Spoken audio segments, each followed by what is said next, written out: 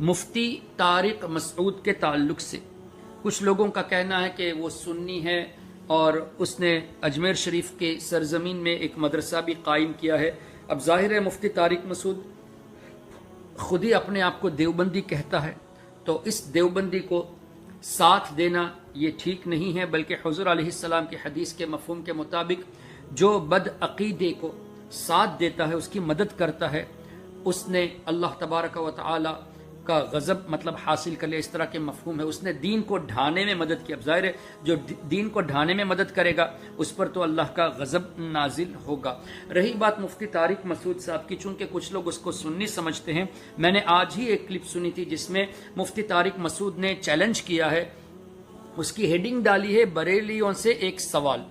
لیکن اس نے لفظ بریلوی یا لفظ سنی اپنے بیان میں نہیں کہا، بلکہ یہ کہا ہے کہ مشرکین کا یہ عقیدہ ہے کہ حضور علیہ الصلاۃ والسلام کو اور دوسرے نبیوں کو اللہ تعالیٰ نے اختیار دیا ہے، جبکہ اللہ نے نہ نبی کو کل اختیار دیے اور نہ ہی بعض اختیار دیے، کچھ بھی اختیار نہیں دیا، یہ کہا ہے۔ اور اوپر سے سوال یہ کیا ہے کہ اگر سب اختیار دیے ہیں تو اللہ تعالیٰ سے دعا مانگنے کی ضرورت ہی کیا ہے، اور اگر بعض اختیارات دیے ہیں تو اس کی لسٹ بنا کے دو۔ تو میں سب سے پہلے تو یہ پیش کرنا چاہتا ہوں، یہ اگرچہ مفتی طارق مسعود کہلاتے ہیں، میرے نزدیک اس قول کے بعد یہ مفتی تو دور کی بات ہے، ایک سادے سے مولوی کہنے کے بھی لائق نہیں ہے۔ مفتی تو بہت دور کی بات ہے، اس کی میں وجہ بتا دوں۔ اللہ تبارک و تعالی نے قرآن کریم میں ارشاد فرمایا، حضور علیہ السلام کے تعلق سے جب بات ہوئی، اللہ نے فرمایا ما آتاکم الرسول فخذوہ وما نہاکم عنہ فانتہوا، جس چیز کو حضور علیہ الصلاۃ والسلام دے،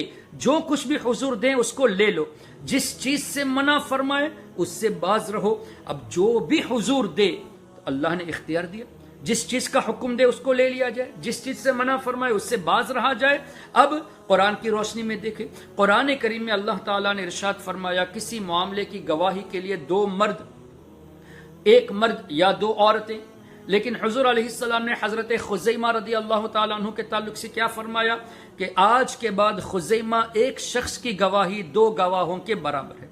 بظاہر یہ قرآن کے خلاف ہے، لیکن کیا کسی صحابی نے یہ کہا کہ یا رسول اللہ قرآن میں تو اللہ نے یہ حکم دیا، آپ نے کیسے دو گواہوں کی جگہ پہ حضرت خزیمہ کی ایک گواہی کو قبول فرما دی اور ہمیشہ کے لیے ان کی ایک گواہی کو دو کے برابر فرما دیا؟ کسی صحابی نے اعتراض کیوں نہیں کیا؟ صحابہ کرام جانتے تھے کہ اللہ نے حضور علیہ الصلاۃ والسلام کو یہ اختیارات دیے ہیں، جس کو چاہے جیسا چاہے حکم فرمائے، جس کو چاہے جس چیز سے استثناء بھی فرما دے۔ اسی طرح اللہ تبارک و تعالی نے روزوں کے کفاروں کے تعلق سے جان بوجھ کے روزہ توڑنے پر جو کفارہ فرمایا، ایک غلام کو آزاد کرنا، یا 60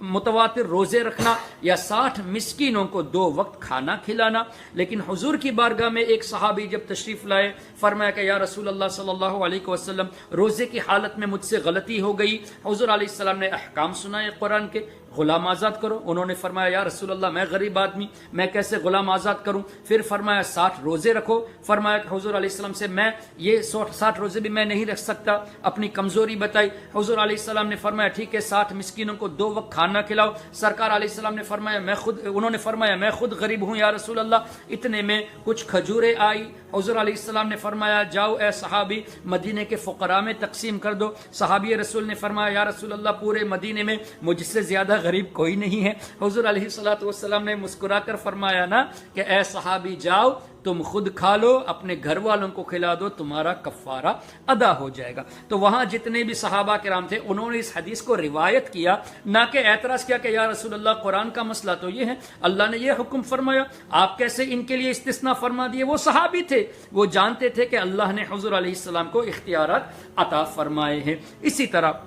نبی کریم صلی اللہ تعالی علیہ وسلم نے جب حج کے بارے میں اعلان فرمایا کہ اے لوگو اللہ نے حج فرض فرمایا، کسی نے سوال کیا یا رسول اللہ کیا ہر سال حج کرنا فرض ہے؟ ہمارے آقا خاموش رہے، دوبارہ سوال ہوا، دوبارہ سکوت اختیار فرمایا۔ پھر جب سوال ہوا کہ کیا ہر سال فرض ہے، کیا ہمارے آقا نے فرمایا یہ فرمایا کہ مجھے کیا معلوم، جبریل علیہ السلام آئیں گے میں پوچھ کے بتاؤں گا، جب وہی آئے گی تب میں بتاؤں گا، یہ نہیں، بلکہ حدیث پاک میں ہے لو قلت نعم لوجبت، اگر میں ہاں کہہ دیتا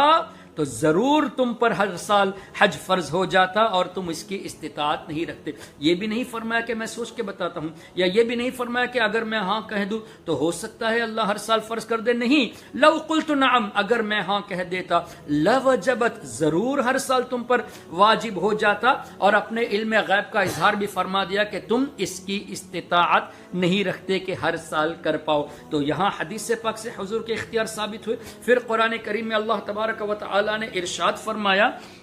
وَلَوْ أَنَّهُمْ رَضُوا مَا آتَاهُمُ اللَّهُ وَرَسُولُهُ، کیا ہی اچھا ہوتا مسلمان اس بات سے خوش ہو جاتے جو اللہ نے دیا اور اس کے رسول نے دیا، تو اللہ کے رسول کو دینے والا اللہ نے بنایا ہے قرآن کریم میں، اور ان لوگوں کے چہرے بگڑتے ہیں، یہ کہنا شرک ہے۔ اس کا جواب بھی قرآن میں ہے، اور اللہ نے فرمایا وَمَا نَقَمُوا إِلَّا أَنْ أَغْنَاهُمُ اللَّهُ وَرَسُولُهُ مِنْ فَضْلِهِ، منافقوں کو کون سی چیز بری لگی؟ یہی نا کہ اللہ اور اس کے رسول نے مسلمانوں کو بے نیاز فرما دیا، جبکہ بے نیاز فرمانے والا اللہ ہے، لیکن اللہ نے فرمایا اللہ نے اور اس کے رسول نے مسلمانوں کو بے نیاز فرمایا، اور یہ چیز منافقوں کو بری لگتی ہے۔ اب مفتی طارق مسعود صاحب کو یہ بات بری لگتی ہے کہ ہم یہ کہیں کہ اللہ اور اس کے رسول کی عطا سے ہم خیریت سے ہیں۔ اگر ان کو یہ بات بری لگتی ہے تو قرآن کی روشنی میں وہ منافق ٹھہرے، اس لیے کہ منافقوں کے چہرے بگڑتے تھے، منافقوں کو برا لگتا تھا، اور اللہ نے مسلمانوں کو خوش ہونے کو فرمایا وَلَوْ أَنَّهُمْ رَضُوا، کیا ہی اچھا ہوتا مسلمان اس بات پہ خوش ہو جاتے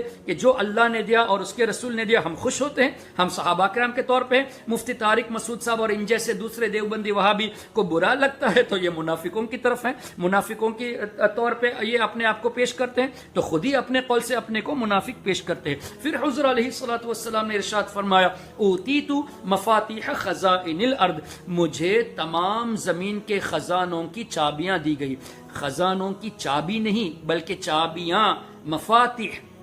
مفتاح کا لفظ نہیں، مفاتیح ہے، تو زمین کے تمام خزائن الارض، تمام خزانوں کی تمام چابیاں مجھے دی گئی۔ حضور نے فرمایا تمام خزانوں کی چابیاں میرے پاس ہے، مختار ہی تو ہوئے کہ جس کو جیسے چاہے اللہ کی عطا سے عطا فرما دے۔ اور اس کی شرح میں مسلم شریف میں اس طرح کی حدیث موجود ہے جہاں خزانوں کا تذکرہ ہے کہ اللہ نے مجھے خزانے عطا فرمائے۔ سیدنا امام نووی رضی اللہ تعالیٰ عنہ نے اس کی تشریح میں فرمایا کہ حضور علیہ السلام کو اللہ تعالیٰ نے سلطنت عطا فرمائی، ملکیت عطا فرمائی، اللہ تعالیٰ نے حضور علیہ السلام کو اختیارات عطا فرمائے۔ یہ امام نووی نے اپنے طور سے نہیں فرمایا بلکہ قال العلماء، بڑے بڑے علماء کا یہ کہنا، یعنی امام نووی سے پہلے کے علماء کا بھی یہی عقیدہ تھا کہ اللہ نے حضور علیہ السلام کو بادشاہت عطا فرما دی، ملک عطا فرما دیا، خزانے عطا فرما دیے، حکومت عطا فرما دیے، اللہ نے حضور علیہ السلام کو اختیارات عطا فرما دیے۔ پھر حضور علیہ السلام کا یہ فرمانا من کنت مولا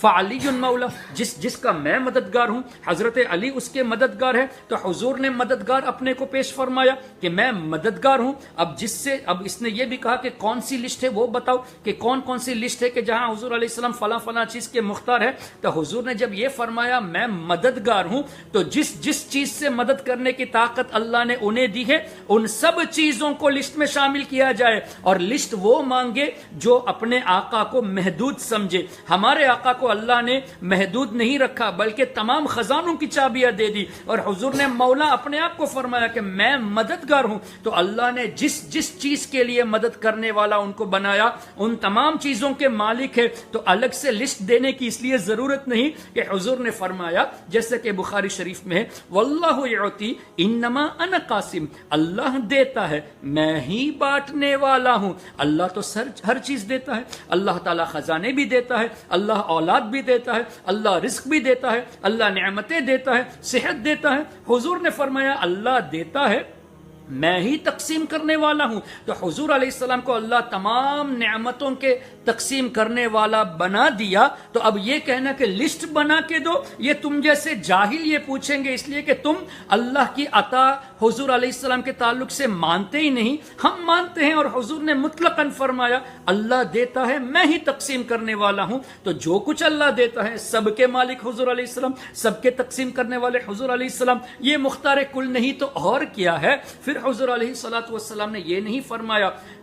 جیسے انما واللہ یعطی، بے شک اللہ ہی دیتا ہے، بے شک میں ہی تقسیم کرنے والا، نہیں، بلکہ لفظ انما یعنی حصر کے ساتھ اللہ کے تعلق سے نہیں فرمایا۔ کیوں؟ اس سے محدثین فرماتے ہیں، علماء فرماتے ہیں اللہ کے دینے پر تو کسی کو شک ہے ہی نہیں، تو حضور علیہ السلام نے مطلق فرمایا کہ اللہ دیتا ہے، لیکن اپنی بات آئی تو لوگوں کا شک ہوتا ہے کہ حضور دیتے ہیں کیا واقعی میں؟ تو حضور نے اللہ کے بارے میں جب فرمایا تو خالی واللہ یؤتی فرمایا، لیکن جب اپنی بات فرمائی تو انما انا قاسم، بے شک میں ہی تقسیم کرنے والا ہوں، یعنی اے اعتراض کرنے والوں مجھے معلوم ہے تم بعد میں اعتراض کرو گے، تو حضور نے پہلے سے ہی فرما دیا کہ دیتا تو اللہ ہے، تقسیم کرنے والا میں ہی ہوں۔ تبھی تو اعلیٰ حضرت امام اہل سنت مجدد دین و ملت پروان شمع رسالت امام عشق و محبت امام شاہ احمد رضا خان فاضل بریلوی رضی اللہ تعالیٰ عنہ نے حدیثوں کی روشنی میں، قرآن کی روشنی میں یوں کلام ارشاد فرمایا، رب ہے معطی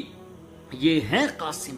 رب ہے معطی یہ ہے قاسم، رزق اس کا ہے کھلاتے یہ ہے، انا اعطینا کل کوثر، اللہ نے فرمایا اے حبیب ہم نے آپ کو خیر کثیر عطا کیا، اللہ نے فرمایا خیر کثیر، ہر چیز کا اکثر، ہر چیز کو کثیر تعداد میں اللہ نے عطا، یعنی ہر چیز کو اور ہر چیز عطا فرمائی اور کثیر عطا فرمایا۔ جب اللہ نے حضور علیہ السلام کو خیر کثیر ہر چیز عطا فرما دی، ہر چیز میں کثرت کے ساتھ عطا فرما دی، یہ کون ہوتے ہیں حساب لگانے والے کہ کون سی چیزیں دی کون سی چیزیں نہیں دی؟ تو اس آیت کی ترجمانی کرتے ہوئے اعلیٰ حضرت فرماتے ہیں انا اعطیناک الکوثر، ساری کثرت پاتے یہ ہیں۔ تو حضور علیہ السلام کے صدقے میں اللہ عطا فرماتا ہے، حضور علیہ السلام اللہ کے نعمتیں بانٹتے ہیں۔ تو دوسری جگہ اعلیٰ حضرت نے فرمایا لا ورب العرش، اللہ کی قسم، لا ورب العرش، جس کو جو ملا ان سے ملا، کیوں؟ بٹتی ہے کونین میں نعمت رسول اللہ کی۔ اور سرکار مفتی اعظم ہند حضور مصطفیٰ رضا خان رضی اللہ تعالیٰ عنہ نے یوں ترجمانی فرمائی، بتا دے کوئی کسی اور سے بھی کچھ پایا، بتا دے کوئی کسی اور سے بھی کچھ پایا، جسے ملا جو ملا وہ ملا مدینے سے، اور وصل مولا چاہتے ہو تو وسیلہ ڈھونڈ لو، بے وسیلہ نجدیو ہرگز خدا ملتا نہیں۔ اور آسان لفظوں میں اس کی تشریح سیدی تاج الشریعہ مفتی اختر رضا خان دامت برکاتہم العالیہ نے یوں فرمائی، جہاں بانی عطا کر دے بھری جنت ہبا کر دے، خالی جنت بھی نہیں بھری جنت۔ یہ بھی بخاری شریف، مسلم شریف، دیگر کتبوں میں روایات مل جاتی ہے، جیسے کہ ایک روایت ہے حضرت ربیعہ رضی اللہ تعالیٰ عنہ نے فرمایا، حضور علیہ الصلوۃ والسلام کی خدمت میں جب تھے، حضور نے فرمایا سل ما شئت، اے ربیعہ جو چاہے مانگ،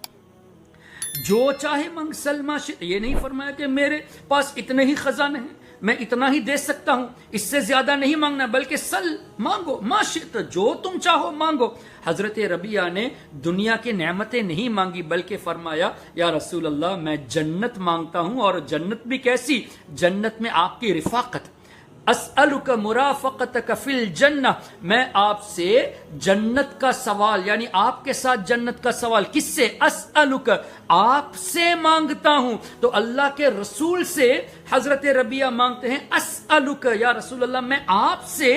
جنت میں آپ کا ساتھ مانگتا ہوں۔ کیا حضور نے یہ فرمایا مجھ سے مانگ کے تم شرک کر دیے، مجھ سے کیوں مانگے، اللہ سے مانگو؟ حضور نے تو یہی عقیدہ سکھایا کہ میں جب تقسیم کرنے والا ہوں مجھ سے مانگو گے، دیتا تو اللہ ہی ہے، تو اللہ تبارک و تعالیٰ سے مانگو گے تو بھی میرے ذریعے ملے گا، مجھ سے مانگو گے تو اللہ ہی دینے والا ہے۔ تو حضور علیہ السلام نے یہ عقیدہ بتا دیا، اگر آپ مجھ سے مانگیں گے تو شرک نہیں، بلکہ حضور نے فرما دیا یہ تو ہو گیا ربیعہ، اور بھی کچھ چاہیے تو مانگ۔ اب یہ اختیار دیکھو، پھر حضور علیہ السلام جنت کے مالک ہیں تبھی جنت عطا فرمائی نا، یہ تو نہیں فرمایا کہ جنت میں کیسے دے سکتا ہوں، وہ تو اللہ تعالیٰ میدان محشر میں فیصلہ فرمائے گا، یہ تو نہیں فرمایا، بلکہ اے ربیعہ دے دی گئی، جنت عطا فرما دی۔ تو جو سرکار علیہ الصلوۃ والسلام ایسے مختار ہیں کہ دنیا کی نعمتیں تو چھوٹی ہے، آخرت کی بڑی نعمت جنت، اور وہ بھی حضور کا ساتھ۔ حضور جنت میں کوئی بھی رہے تو بہت خوش نصیب ہے، لیکن حضور علیہ السلام کے ساتھ رہے تو اس سے بڑھ کر خوش نصیب کون ہے؟ تو جنت کی اعلیٰ پوزیشن میں حضور علیہ السلام رہیں گے، اس اعلیٰ جگہ میں، یعنی حضور علیہ السلام کا ساتھ انہوں نے مانگا، حضور نے ان کا ساتھ عطا فرمایا جنت میں۔ تو جو اللہ کے ایسے محبوب بندے سب سے اعلیٰ نعمت عطا فرماتے سکتے ہیں، ان کے لیے دنیاوی نعمتیں کون سی بڑی بات ہے؟